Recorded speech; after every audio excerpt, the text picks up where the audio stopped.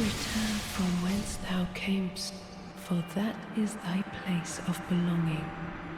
For that is thy place of belonging. For that is thy place, for that is thy place of belonging. 6 years before you heard, "And I have never known defeat" a billion times, there was, "For that is thy place of belonging." Travel with me today, if you would, as we visit the painted world of Ariandel, situated, as the pronunciation of flail as fleal would suggest, deep in the Scottish Highlands, to discuss the numinous showdown against Sister Friede and Father Ariandel. Now, this is a fight that has aged like wine for me. On my initial playthrough, the fight stood out to me as a study in Miyazaki's predilection for feet, tiny heads on big bodies, and how to suck so bad you may or may not have broken a controller by throwing it on the ground. After becoming a better player, though, I realized that this fight is extraordinary in virtually every respect. Within DS3, Friede is the ultimate challenge. I think she's there to offer players that really want to struggle for mastery a chance to do so. Now, a quick note, if you manage to beat her on your first or second try, and you find yourself cracking your knuckles and preparing to fire off a comment declaring so, please remember that difficulty is subjective, but also that you are the exception to the overwhelming preponderance of players. For most people, it's going to be a frustrating, long road, and you should only travel it if you think the rewards are worth it. For me, they are. As I said in my video about why I love DS3, a huge allure of FromSoft games for me is the palpable sense that my cognition is changing, that my vision and view and understanding of the fight is improving and it's almost slowing down in front of me. When you encounter this fight, it seems impossible. She's incredibly fast. She's got huge combos and her scythes have a long reach. Her timing varies quite a bit, and she's highly mobile. Her and Ariandel can deal enormous damage even with heavy armor and high health. It took me a while to beat her, and when I finally did, I had no Estus left. Making this fight actually fun requires getting good enough to see the detailed mechanics and the panoramic overview. First, each phase offers a unique dynamic and rhythm that makes this long struggle delightfully heterogeneous and engaging. Phase 1 is snappy and bracing. It's got slightly more downtime than Phase 3, giving you a chance to breathe. Phase 2 is the consummate duo fight. Friede needs to be minded at all times, but she can be managed while you deal more immediately with Ariandel. She gashes the arena with long striations of ice, turning the floor into a moving painting. Ariandel is slow enough that you can handle both him and Friede, but the two in tandem have enough frenetic energy that you need to be constantly vigilant. Phase 3 is balls to the walls insane. It's fucking bananas, a truly incredible visual and technical spectacle.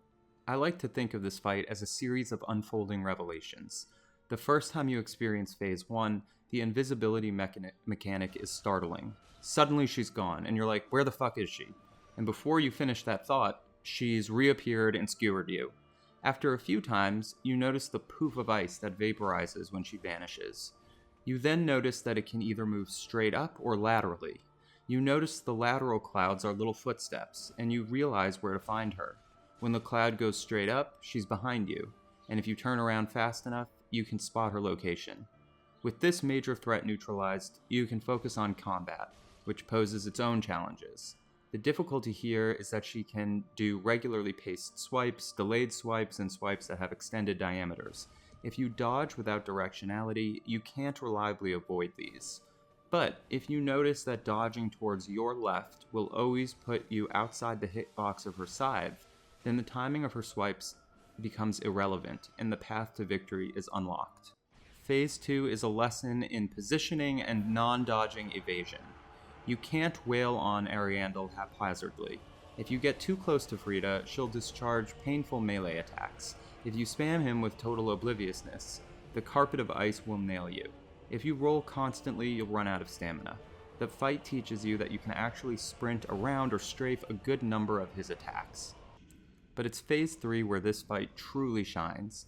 When you don't know what you're doing, it's just a blur of incomprehensible attacks that make getting through it a slog. But when you do know what you're doing, It scratches that itch I have for participating in an aesthetically remarkable, mechanically magnificent dance. Phase 3 is a study in rapid decision making, and especially stamina management. I'm maxed out on endurance and have a +3 Chloranthy ring on, and even still, I'm very often on the verge of stamina exhaustion. Especially for the rapid side swipes, you need to quickly decide if dodging in is feasible or if you need to dodge out. Dodging in sets you up for a good counterattack, but if you run out of stamina, she will counterattack you. Here, for instance, I knew I wouldn't have adequate stamina to dodge through the 5-hit combo, so I had to dodge out. Her aerial attacks, some ice, some black flame, are beautiful, and getting the backstab after them feels fucking awesome. Her side swipes reveal themselves on each replay to be part of a manageable combo. It's got some of the most visually spectacular moments in the entire game, in my opinion. I love the 5-hit combo and dodging through it.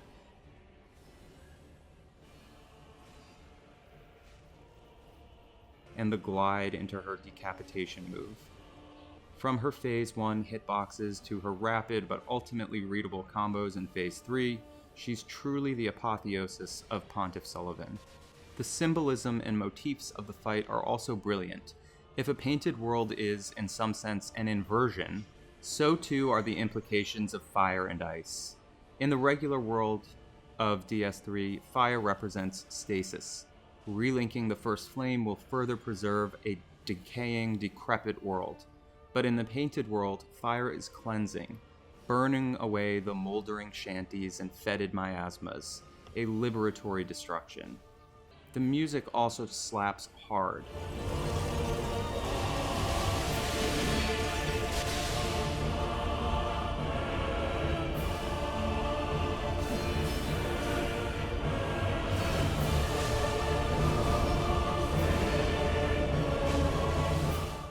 All told, this fight has a high barrier of entry. But stick it out, buckle down, and get good. I promise it's worth it.